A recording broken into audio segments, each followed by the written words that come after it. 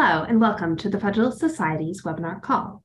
Today, June 14th, 2023, we discuss City Hall and Chevron administrative deference at the local government level. My name is Kayla Kleist, and I'm an Assistant Director of Practice Groups here at the Federalist Society. As always, please note that all expressions of opinion are those of the experts on today's call, as the Federalist Society takes no position on particular legal or public policy issues. In the interest of time, we'll keep our introductions brief, but if you'd like to know more about any of our panelists, you can access their impressive full bios at fedsoc.org. Today, we are fortunate to have with us as our moderator, the Honorable Judge Alexander Pecor, who serves at Florida's 3rd District Court of Appeal, where he has served since 2020. Previously, Judge Pecor served as the trial judge for 4 years, most recently as a circuit judge in the Civil Division of the 11th Judicial Circuit in 2018, and before that as a county judge for Miami-Dade County since 2016. Prior to taking the bench, Judge Pecor served in both the private and public sectors. From 2008 to 2016, he served as an assistant Miami-Dade County attorney, focusing on transportation issues, public-private partnerships, transit-oriented developments, complex commercial litigation, and property tax issues. And from 2002 to 2008, he was commercial litigator in private practice at prominent state and national firms in both New York and Florida. And I'll leave it to him to introduce our panel. One last note throughout the panel, if you have any questions, please submit them via the question and answer feature, which can likely be found at the bottom of your Zoom screen, so we will access them when we get to the portion of today's webinar. With that, thank you all for being with us today. Judge Pecor, the floor is yours. Thank you very much, and welcome everyone, and welcome to my wonderful panelists. I'm going to get to the introductions in a second, but I just want to say a follow-up that these are our personal opinions and they do not reflect our various offices or positions. And so we'll take it from there. Let's get to fighting City Hall. I'd like to introduce first, in the square below me, Craig Lean. He's a partner in the Washington, D.C. office of K&L Gates, and he's a professorial lecturer in law at George Washington University Law School, where he teaches local government law, among other subjects. He previously led a federal civil rights agency while serving as OFCCP director at the United States Department of Labor. Before moving to Washington, D.C., Craig gained extensive experience as a local government attorney in Florida, previously serving as the city attorney for the city of Coral Gables, and before that, as the chief of the federal litigation section at the Miami-Dade County Attorney's Office. Craig is also board certified by the Florida Bar in city, county, and local government law. Welcome, Craig. Thank you, John.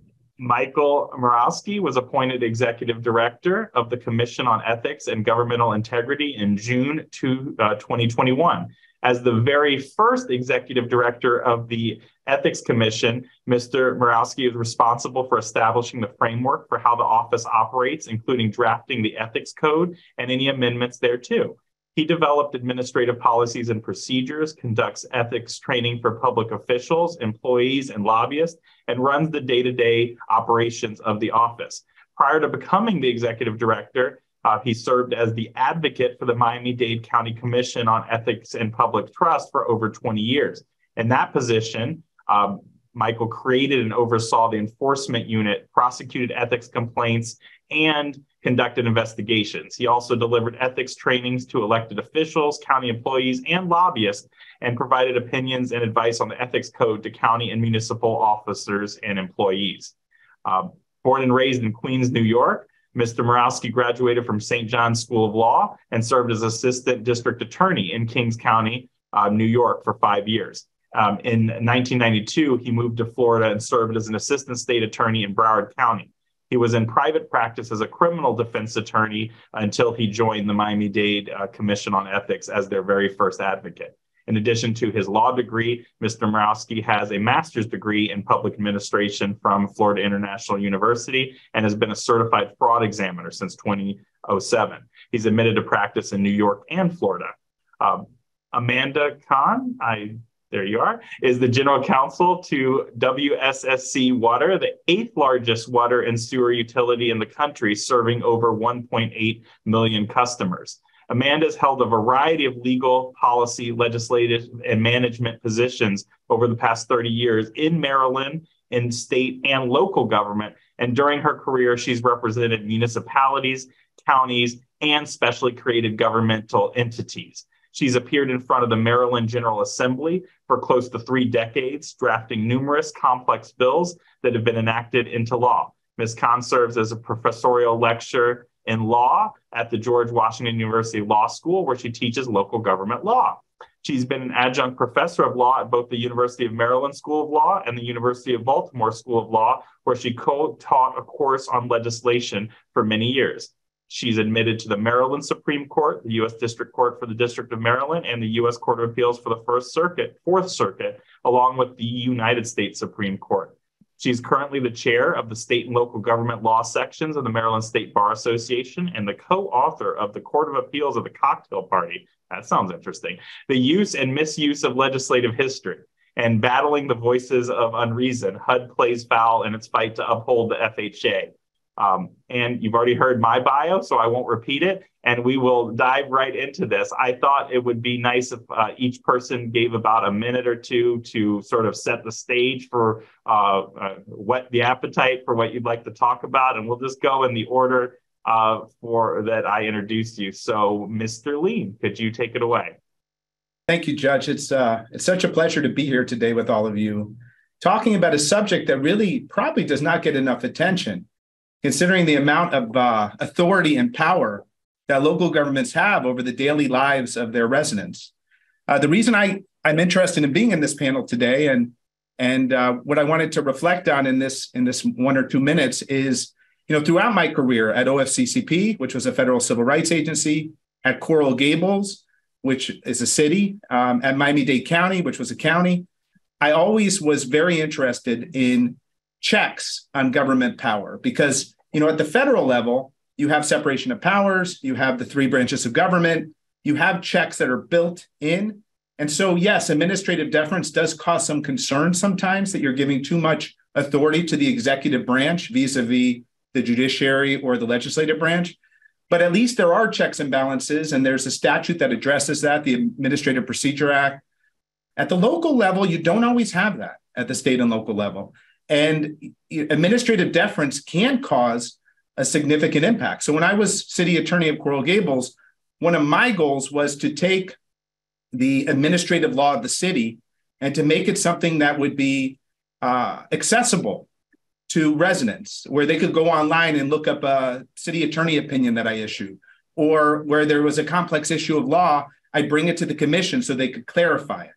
That to me was extraordinarily important because as the law becomes clearer and as there's less need to defer to the local government, in my view, it makes it fairer for residents. It could be a land use matter. It could be a code enforcement issue. It could be a variety of ways that you interact with your local government. But what's important is that you have an equal right as the government to present your position and that the rules that the government is enforcing are presented in a way that's fair so that it's not ambiguous. Because when it's ambiguous and the government says, well, you know what, it's this way because I say it's this way, that can cause a lot of harm at the local level. And so, even though you'll see today sort of my views on administrative deference at the local level, I'm sort of on both sides of the issue to some extent, although I'm very concerned about administrative overreach. So I tend to come in more about clarity and less reliance on administrative deference. So you'll see that today. But having said that, my goal and my hope for the discussion today is that we talk about how administrative deference impacts the ability of residents to bring issues up to local government. And if they're not resolved, bring them to the judiciary and get a fair hearing. And that really is my hope today. Well, sounds like a lot, and we'll hopefully get to most, if not all of that. Mr. Murawski, could you take the floor, please? Yes, thank you, Judge. Thank you. Thank you for that introduction. And I want to thank Craig Lean for inviting me to participate in this panel, and thank the Federalist Society for sponsoring it.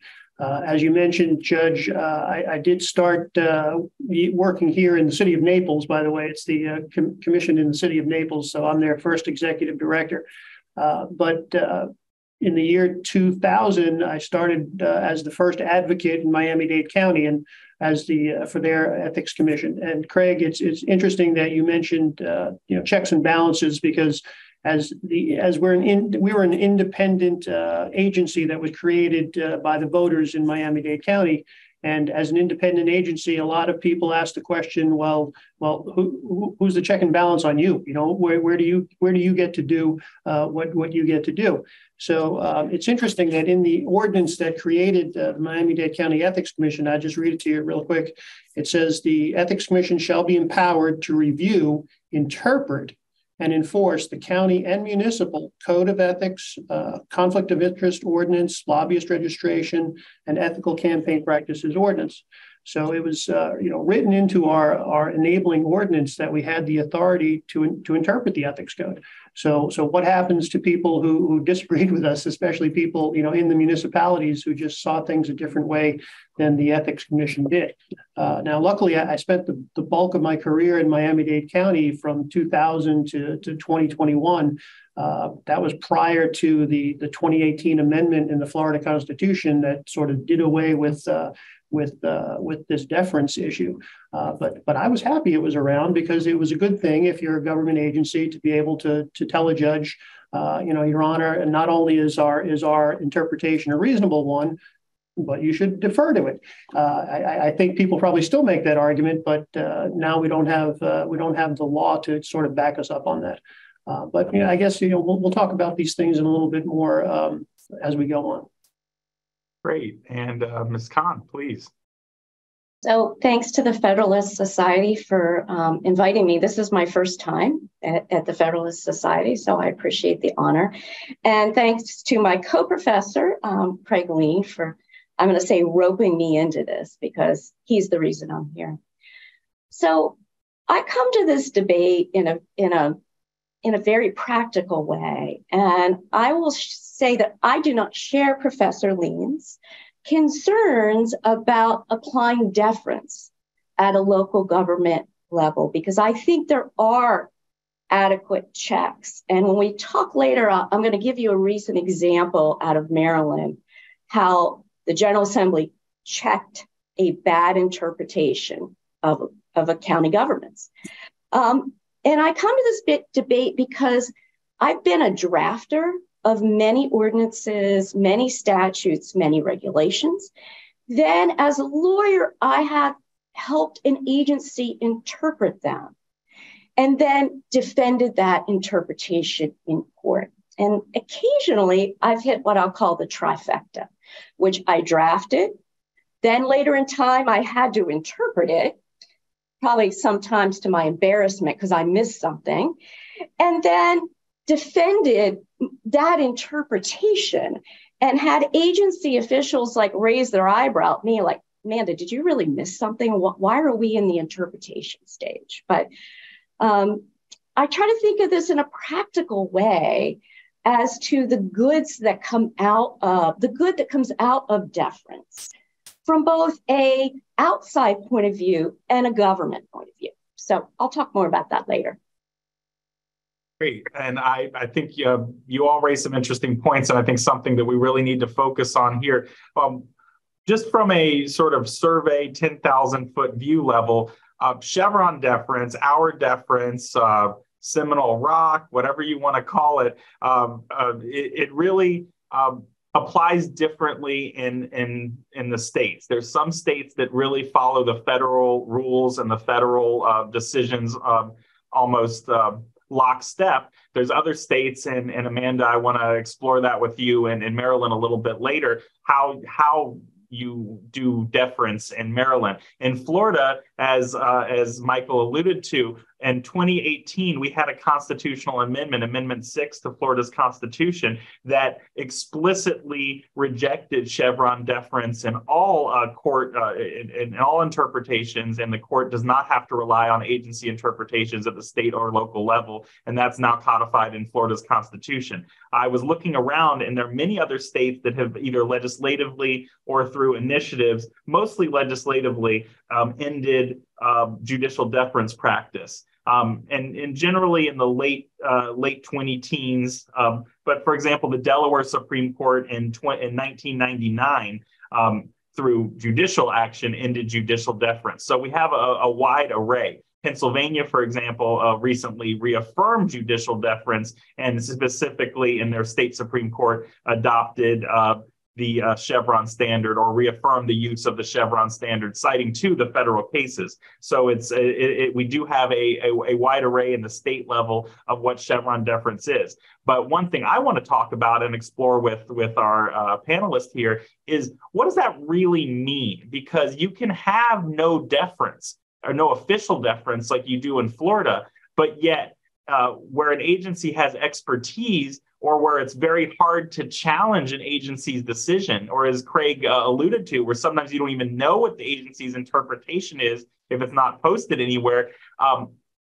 Do we have de facto Chevron deference, or what I call shadow Chevron in a lot of these local municipal decisions? And what does that mean for someone trying to fight City Hall?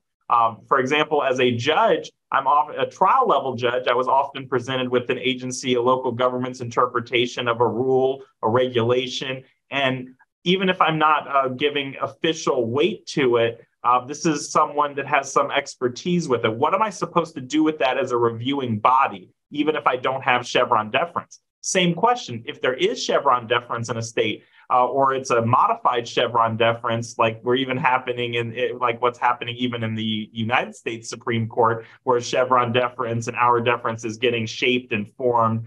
Kaiser, West Virginia versus EPA. We have a lot of decisions that have modified, shaped, put in multi-step tests for Chevron deference that sort of seem to limit the deference in certain, whether it's major questions or whether it's a clear delegation doctrine. Chevron seems to be, at least in some form, receding. Doesn't mean it's eliminated, but it's being contoured and tailored. So what does that mean for a party? What does it mean for a reviewing court?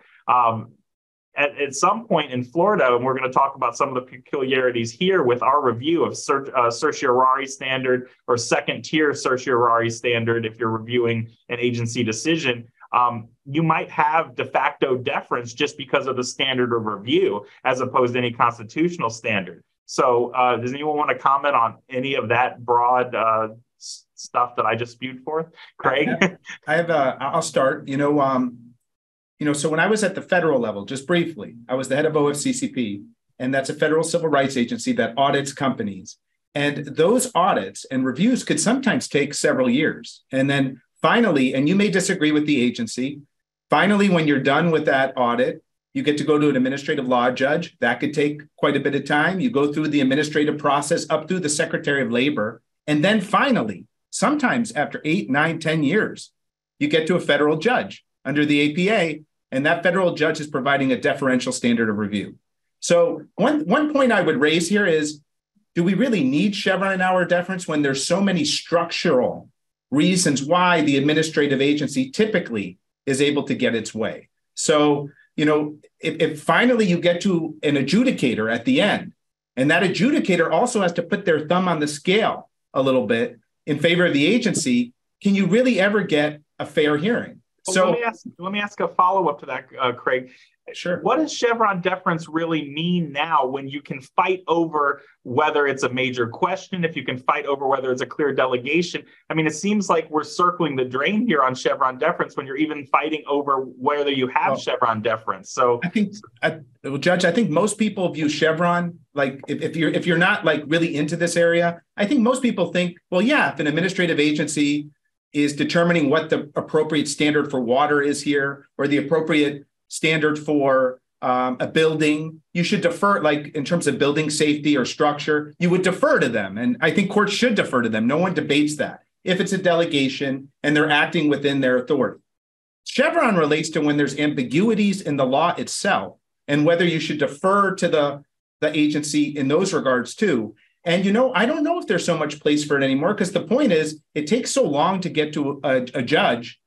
Don't you want the judge to be able to actually say what the law is at that point? That will help everyone in the future, as opposed to saying, I'm not going to say what the law is because I'm just going to defer to the agency. And you know what? That agency may change its view in a year when a new administration comes in. And what I would say, Judge, and to our panelists is, at the local level, I think that can be even compounded, because you don't have the same checks and balances. Sometimes it can take a really long time to get through the whole administrative process and get to a judge. And then we're going to talk about this in a bit. But if the standard of review is very deferential, like certiorari review or second tier cert, and you can't really say what the law is, and then it just gets sent back to the local government, are you really able to get a fair hearing? And don't we want at some point the judges to say what the law is?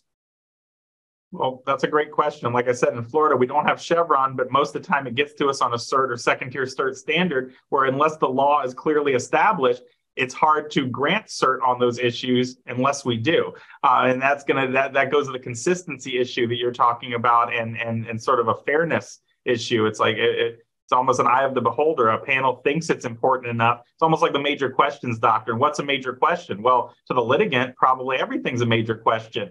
Who determines? Obviously, the court's determining what a major question is, and that could be an eye of the beholder. So it begs all these questions. Amanda, I know you take a slightly different view, and I want to hear first, before we get into your local government view, could you tell us a little bit about how Maryland does deference? So the Maryland Supreme Court has never adopted Chevron, and they said, we don't adopt Chevron.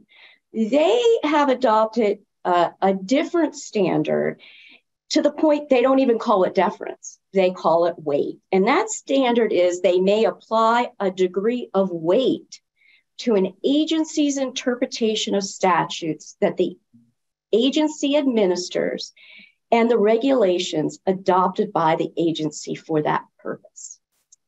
And they're always quick to say that they maintain the prerogative to determine whether an agency's conclusions of law are correct. So that there's the escape, what I call the escape hatch. And what they've done with weight is they say weight is a sliding scale. And there are three factors in that sliding scale to determine how much weight, because some agencies that may act within these considerations, I'll explain, they get more weight than agencies that don't. And that sliding scale looks at sort of, is the interpretation contemporaneous and consistent, and the length of time of that interpretation? Did they engage in a reasoned process to formulate that interpretation? And finally, what was the nature of the process? Was it rulemaking? Was it a contested case process? They came to that interpretation. And you get to present those factors as a local government attorney or a state government attorney to say, we did all those things, therefore, we're entitled to the most weight. And the court can say, no, you didn't. You were going to give you little weight. And just from my perspective here in Maryland, I like this scale because it encourages local governments to go through a reasoned process to get to that interpretation and to maybe have outreach to people that are affected by that to get to that. And I think it provides the transparency in government. I think the standard that Professor Lean was talking about, people get to see how that interpretation happens. So it sounds a lot like that's basically almost echoing like a rulemaking procedure under the APA as far as how a rule is made. But it's kind of interesting because we're kind of talking about interpreting a rule or applying a rule. So it's almost like, you know, those Russian nesting dolls. It's like you're doing the same procedure in miniature for the interpretation of a rule that you did for the rule itself, and it sort of kind of spins back on itself. But I mean, that's a way that is a way to do it. But I wonder often, and I guess, Amanda, my question would be, a lot of times, I mean, isn't an interpretation just that, like someone sitting down at a computer interpreting the rule because someone has to and applying it? I mean, do they really go through this sort of like notice and feedback procedure? If a lawyer, a general counsel is sitting there saying, well, heck, what does this rule mean in this context at the water authority? I have to apply it. Do you really go through that sort of almost mini rulemaking procedure? I think it depends. It depends on the nature of what's in front of them in the interpretation. I mean, I have advised agencies that were interpreting a controversial statute, and they go through an extensive process putting those interpretations in draft guidance and then letting people look at that draft guidance and comment on it. And, I think that's a good thing, right? And to me, deference and weight encourages, and the standard encourages state and local agencies to do exactly that. But yeah, not on everything. Interesting.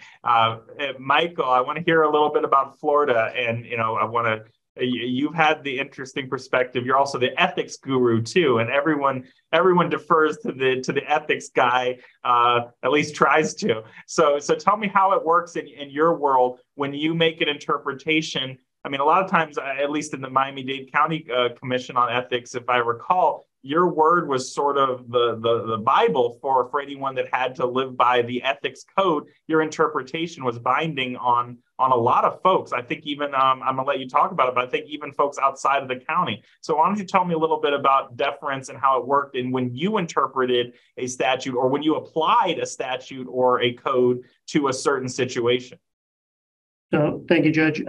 So actually, my question really, and I don't know if anybody's done any study of this, but since that 2018 constitutional amendment, has there been any study to show that regulatory agencies now in the state of Florida are all of a sudden getting crushed because of what their interpretation of a particular statute was? I don't think that's happening. I haven't heard anything about that's going on. So I don't know that just doing away with officially doing away with this deference really makes much of a difference. And just to touch on something that Craig mentioned, you said something about let's say a judge is interpreting some sort of a statute and says, okay, I'm going to defer to the agency's interpretation, and then that essentially becomes the law. So the agency has, made the law, but by the judge making that ruling, I mean, isn't the judge sort of making that law in that case? I was looking at something, just doing a little research here. The current case that's pending in front of the Supreme Court now that they're going to decide. Where Judge Gorsuch had mentioned that the court should acknowledge that that Chevron did not undo and could not have undone the judicial duty to provide independent judgment. And I think that makes a lot of sense. Neil Gorsuch is a smart guy, and it's like what Amanda is saying. So if a regulatory agency goes to court and there's going to be somebody on the other side, well, the agency is going to argue that their interpretation is the most reasonable one and should be followed. And the other side is going to argue that, no, it's not the most reasonable one.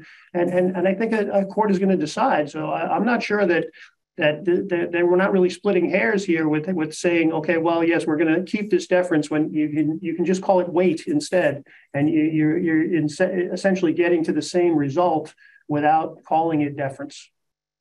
Okay, but could I counter that with one thing? So, yes, so already in the administrative or executive branch, those interpretations are typically binding, and typically the government gets its way, be it the local government, the state, or the federal. So it's only when someone challenges it, is able to go through all the administrative steps, and then finally gets to the judiciary, where the question really comes up: is the judiciary going to tell us what the boundaries are of agency discretion? Or if those boundaries are unclear, are they going to let the agency determine those boundaries by deferring to them? And I think that's the ultimate question. And it seems to me that in the long run, it's better to have the courts come in and give an opinion that has the force of law, that's not just saying, well, the agency can say X now, and maybe in 3 years when an administration changes, there's a new governor, there's a new mayor, they're going to say why. And you know what? We're not going to get into that. I think it might be better in those instances and more respectful of the legislature for the judiciary to come in and say, you know what? This is what the statute means. Now it's clear. Everyone knows. You can still exercise your discretion within those boundaries. But, if you have Chevron or Auer deference, then it does allow the judges to say, you know what? We're not going to look at it. We'll just defer. And that may mean after 10 years of raising this issue, you don't actually get a final judicial pronouncement on what the law is. I think a lot of the problem with Chevron and the way it's sort of metastasized is it became sort of it became something it was never intended to be. I mean, I think at first Chevron was supposed to be, look, I mean, if an agency is clearly acting in the bullseye of what was delegated to it for its authority, maybe we should defer to their expertise. But then it became this sort of shield for agencies to do exactly what you said, Craig, to sort of, move the strike zone a little bit, expand the strike zone, and sort of take swings outside of where they should be, where they've been delegated authority. But I guess from a simple caveman judge point of view, it makes my life a lot easier to know that if I see, and this goes to Michael's question too, whether you call it deference, no deference, review, weight, whatever, if I can look at something and say, hey, what the agencies did under the statute makes sense. That's right. It's just easier not to have to jump through a bunch of Justice Breyer style multi-part test hoops to get to that point. And this kind of goes to Craig's issue of fairness and transparency. Did the agency get it right? Or am I just not allowed to review it, even though they got it wrong because of some test? Because, part 3B, I couldn't check the box on the multi-part test, and now I can't get to it and tell you. So I have to write some sort of concurrence that the agency got it wrong, but I can't tell you that because I'm not allowed to. So from a judicial point of view, it does make life easier. But I think to your point, Michael, I don't think it's made a grand deal of difference, really, because at the end of the day, our task as a judicial, as a court is to interpret a statute and look at the plain language. And that doesn't really change that much as long as we're allowed to get into it. And that's, sort of the problem with some of these esoteric readings of Chevron and other deferences. We can't even get into the meat and bones of it. But once we can, we kind of do the same thing no matter what. So I think, maybe that's what we see, this sort of pendulum shift with Chevron sort of being scaled back to its original intent at the federal level, or what the court, I guess, is saying the original intent was of Chevron, because they haven't gotten rid of it yet. Maybe that's the next step, but maybe finding this balance of allowing agencies to have expertise in the areas they have expertise is something that the court is, but not allowing them to really expand the strike zone, or if they do, they don't get really any deference. Maybe that's something the court is trying to do trying to triangulate to with these decisions. And maybe that's something like what Maryland has attempted to do by not adopting Chevron wholesale to begin with. So who knows? It's just interesting how it works. I know at the municipal level, when I was at the county attorney's office, and I'm sure this is the same, Amanda, Michael, and Craig, at any agency, your own general counsel, usually your interpretation of a statute or ordinance or rule that hasn't been ruled on by a court of competent jurisdiction is usually binding at least over yourself.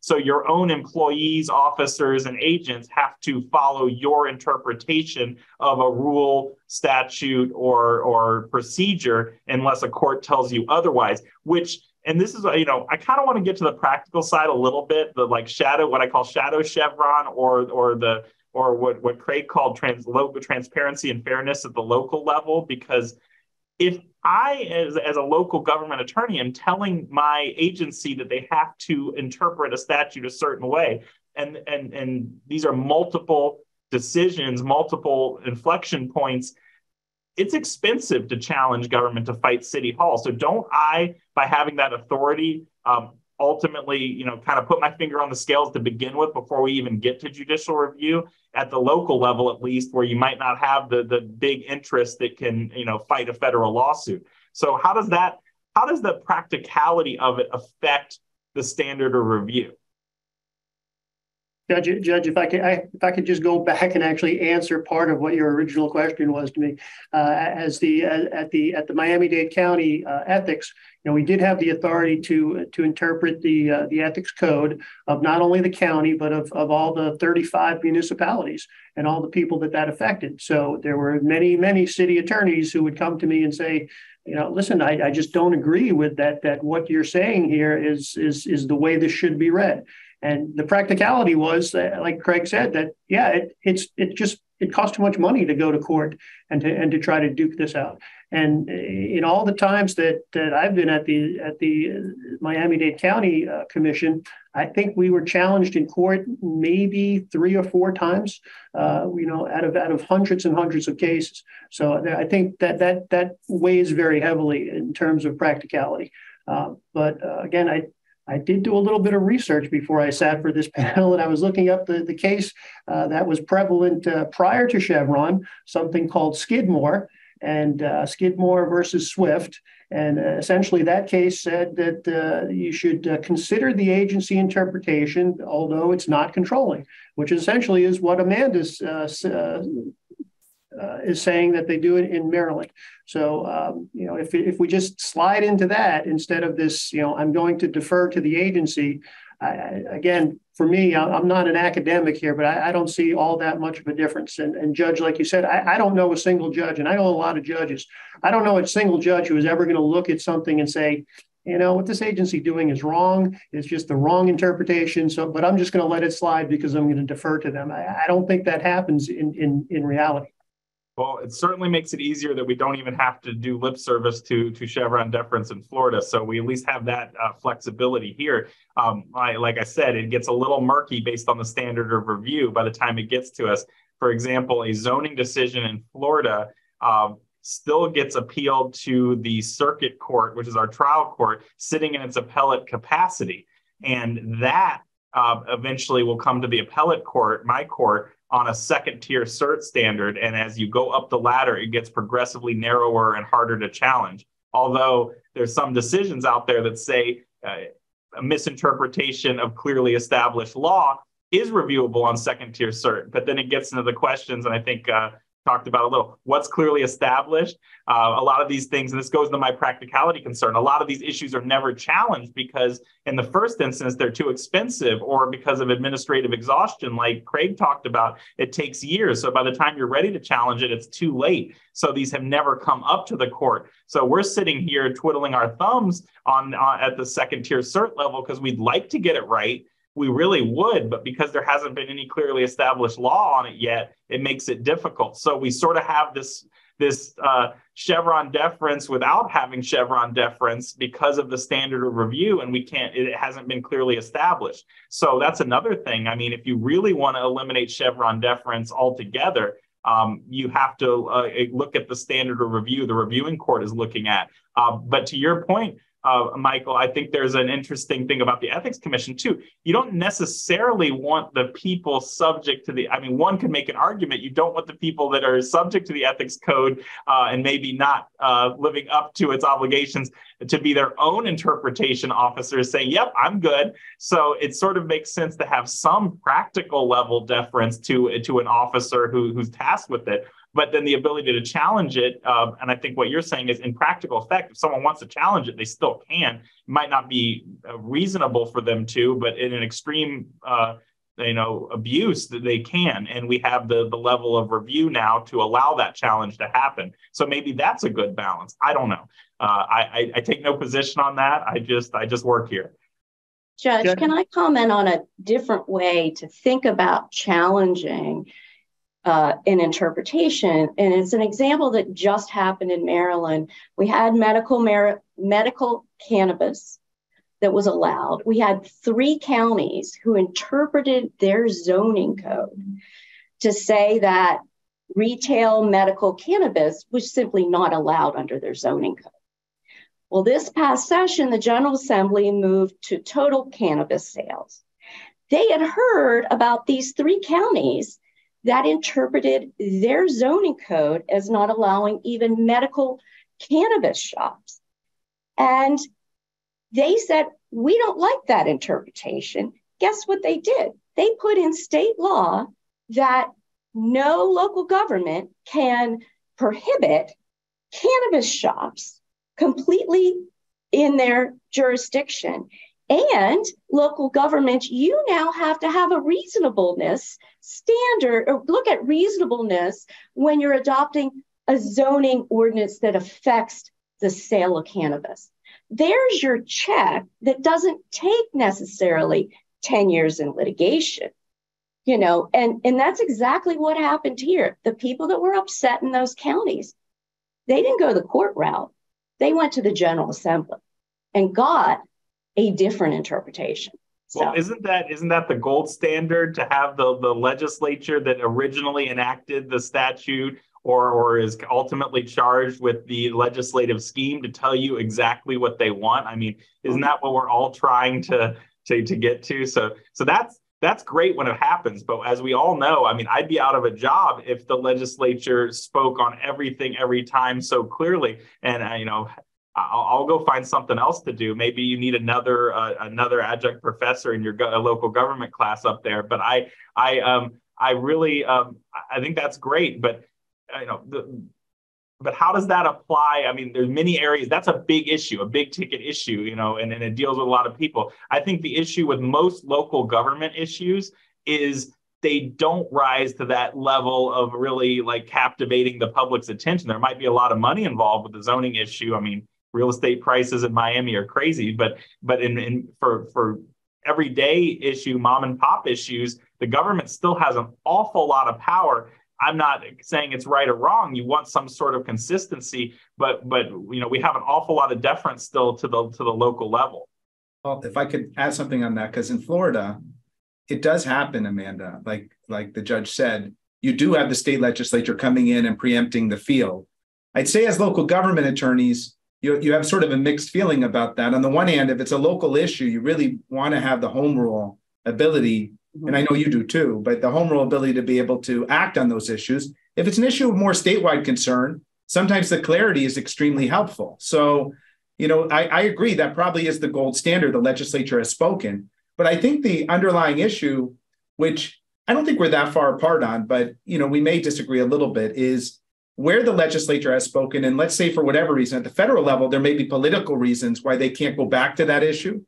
Maybe the filibuster, maybe they just can't get the political consensus to act. At the local or state level, in some states, they may be able to, in others, they may not. But, the question is, if you do have a statute, do you want the judiciary ultimately interpreting that, or do you want to defer to the executive in its interpretation? And in my view, a lot of it ties to your view on textualism versus sort of purposivism. And if you're comfortable with looking at the purpose of a statute and allowing that to be interpreted by an administrative agency consistent with the purpose of the statute, and they're probably the most knowledgeable as to their area, then, Chevron deference makes a lot of sense. If you take a more textualist approach, though, when you really want to confine, and I tend to be more of a textualist, and you want to confine government to the specific text of the statute or rule, Chevron deference is not necessarily compatible with that. The judges are that's what judges do. They read statutes and they interpret the meaning. So I think that there's probably some underlying philosophical differences in how we approach the law. And I know you're an expert on that with having written about legislative history and interpreting laws. But, I feel like that may be the underlying point. But, for me, I'm very practical. When I was city attorney, I issued over 450 city attorney opinions.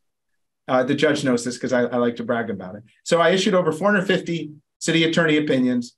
How many of them came up in a court proceeding? Maybe two. Most of them, whatever was my interpretation, was the ultimate outcome on those issues. And I knew that, and that was a lot of power. So the one thing I did was I made sure to publish them, and I tried my best to make them as clear as possible. And so people could contest them if they wanted to, like by bringing it up with the commission or with me. I feel like that transparency is extremely important. But I was very aware that already, because of the practicalities the judge mentioned, if I issue this opinion, the chances it's going to get challenged are about this small. And I would issue opinions on all sorts of things where there was no case law on beekeeping in Coral Gables, on how do we approach pigeons and controlling pigeons in a bird sanctuary. I issued a lot of opinions on tree canopies, and a lot of those will never go to court. So my one point that I'm, and I know we've addressed this, but is when it finally does get to court, and we have Judge Boker on the 3rd District Court of Appeal, and they're going to give an opinion that as a city attorney I could follow in the future, that could be binding.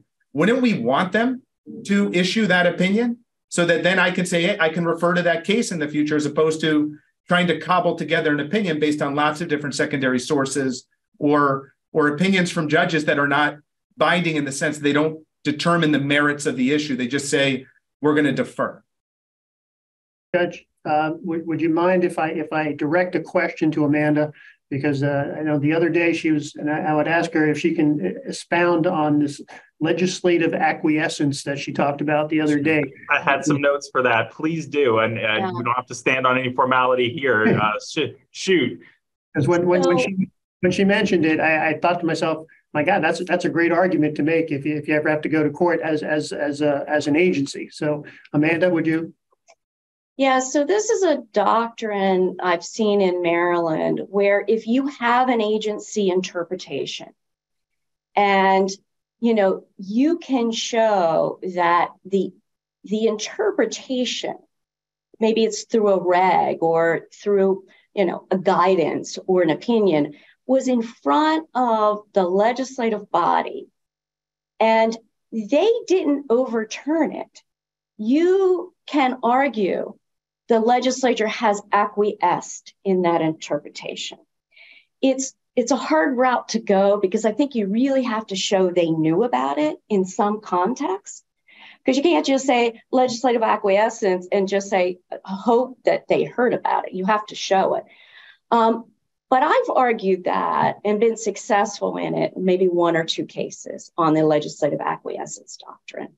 But again, it goes to what Craig said, is that too much power to in a legislative acquiescence doctrine to an agency? Well, I guess that's a little bit of a different doctrine. I was thinking about what you said earlier about the Maryland General Assembly knew about what was going on in the zoning codes and came up and actually affirmatively did something. Now, under your and help me and the listeners and watchers understand, under your logic, or under that doctrine, if the Maryland General Assembly knew about that and then just chose not to pass a bill, that would mean something too. That seems like a very tough road, and it creates a sort of a really interesting wrinkle of almost a super Chevron deference to the agency interpretation through the legislative acquiescence, which is kind of blows my mind a little bit. But it's an interesting doctrine. Nice job, Amanda. It excited me so much because in Miami-Dade County, probably the big issue with the Miami-Dade County Ethics Commission was that they had the supposedly legislative authority to initiate investigations. Like we didn't have to sit around and wait for somebody to file a complaint. We could start our own investigation, and from that investigation, we could issue a complaint ourselves. And we got challenged on that quite a bit because people would read the ordinance and say, where does it say in here that you're allowed to do that? It wasn't the clearest ordinance in the world, but it's been 25 years that or more that the Miami-Dade County Ethics Commission has been doing that, and no one really challenged us in court. But I thought that's a good argument to make, to say, well, the county commission who passed the ordinance, they themselves have been victims of having complaints filed against them and investigations. And if they thought, hey, you guys are doing this wrong, they could have changed the law, and they never did. So I'm going to make a note of that, Amanda. It's a good thing to do.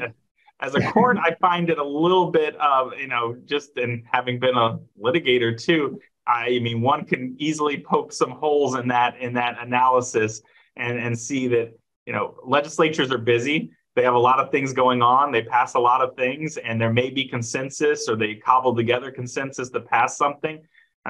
Just let me take it out of this hot button area so I can I don't look like I'm speaking out of school. But when you're drafting a contract with someone else, a real estate deal in the corporate sense, sometimes you paper over differences, and because that's the only thing the two of you can agree on. Doesn't necessarily mean you both agree on on how it should be interpreted. It's almost like using legislative history. This could be a very dangerous road to go down if you subscribe to the theory that one should rely on the plain language and not really on some sort of divination of intent of the parties in legislation. So it's a little bit different. When you're looking at a statute, you assume the legislature knows everything that happened before they passed that statute. They're aware of all other statutes and previous statutes and amendments and versions of that statute. We know that, but we almost have to prove a negative here. I think this almost short circuits Chevron to become like a super deference issue, or at least an argument for super deference. If you can say, look, the legislature could have done something and they didn't, that's a really tough pill to swallow for a reviewing court that sees plain language and thinks that someone got something wrong and interpreting it, and then someone comes in and argues, well, the legislature saw this supposedly horribly erroneous interpretation and chose not to act. That's tough. That might be another seminar, which is, who cares about Chevron deference? The legislature saw it. We don't even get to review it as a court. So I'm not. That might be a little tough for a lot of folks to swallow. Well, and I'm looking at some of the questions that we got, and I was just one was about. But if you'd like to take some of them, Craig, that'd be great. One was about Chevron deference as it related to sort of emergencies and looking back at the COVID vaccine and some other issues where major questions came up by the court. Another one was about the specificity, like maybe in questions where you really need expertise, there'd be more deference, but in more general issues, there wouldn't be. I would raise one point to think about. I think a lot of these doctrines, and you touched on this, major questions, the delegation doctrine, non-delegation doctrine, Chevron, Auer, Skidmore. I think a lot of them, and why you're seeing the judiciary push back a little bit, at least at the federal level, and from what I've seen, also at the state level to some extent, and through this constitutional amendment, for example, in Florida, is a desire to get the legislative branch to take more action, to empower it more, because of the concern. I think there used to be a view that the legislative branch is the most democratic. The second most democratic is the executive branch, and the judiciary is not democratic by design. And so, yeah, we want the legislature making the law, but if someone has to interpret that law, wouldn't we want the more democratic branch doing that, which is the executive branch?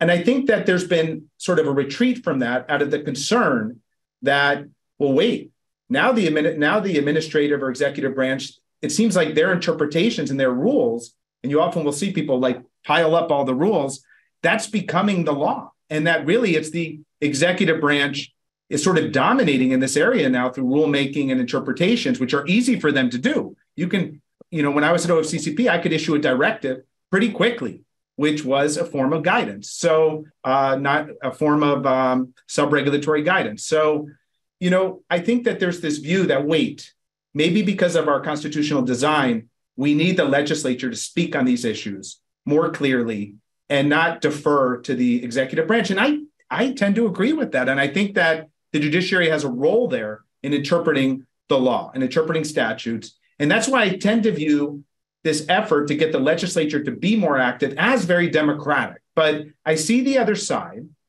And, I've represented local governments, and they put a lot of time. I want to agree with Amanda and Michael that we put a lot of time into putting these regulations together and go through notice and comment for the rulemaking. And so, we don't want to just abandon that either. There is a benefit to doing that if it's followed. So it is a tough issue, but, that's my thinking why I tend to be on the side that I want the judiciary coming in and enforcing major questions, asking for the legislature to be clearer in their statutes. But practically, and I think Michael maybe made the point, especially at the local government level, is 97% of the time, if not more, if you've done the things right, if you've really looked at it with an even hand and gone through some sort of rigorous analysis, regardless of what the standard of review is in the court, you're probably going to be affirmed in your interpretation if you got it right. And if you didn't get it right, don't you want the courts, and this is what you said, Craig, don't you want the courts to say, no, you got it wrong?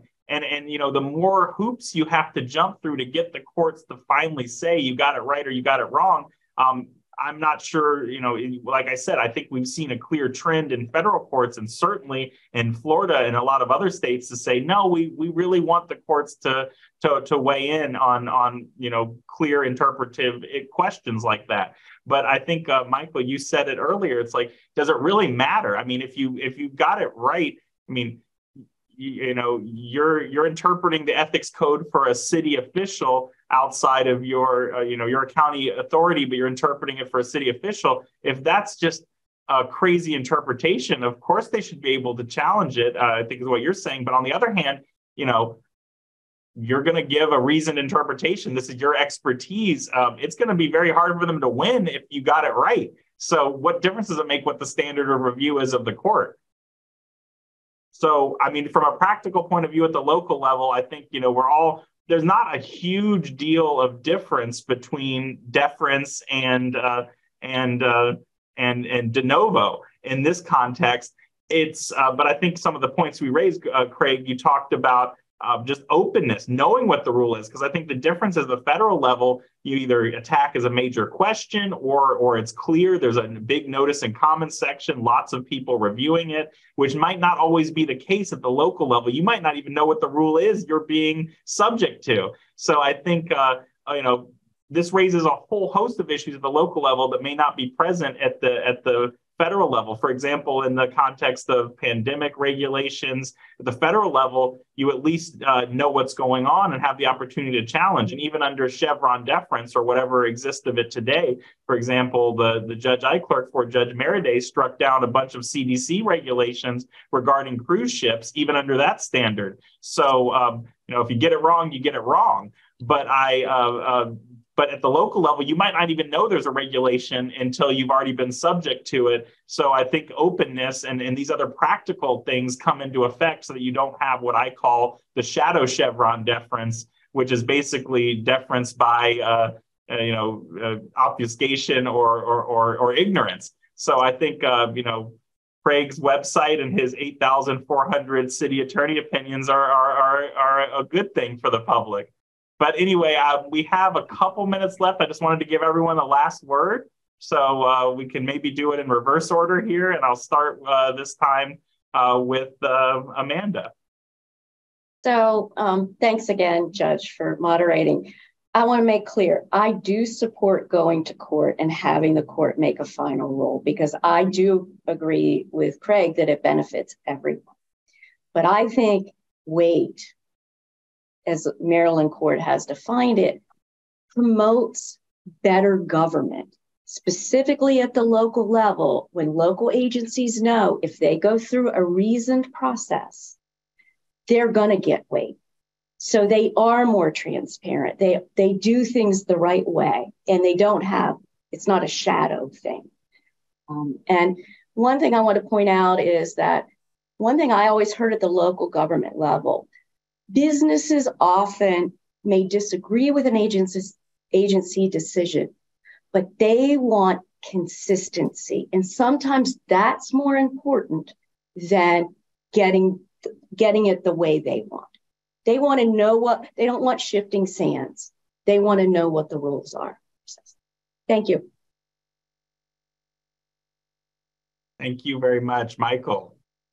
Well, thank you, Judge, for moderating this panel. Thank you again, Craig and Amanda, for being part of it and for having me here. I think I agree a lot with what Amanda said, and I tried to enunciate for the guy who's going to go to court and argue in front of the judge. Does it make that much of a difference to me whether they use the words deference or whether they use the words weight? I think I'm going to make the same arguments either way.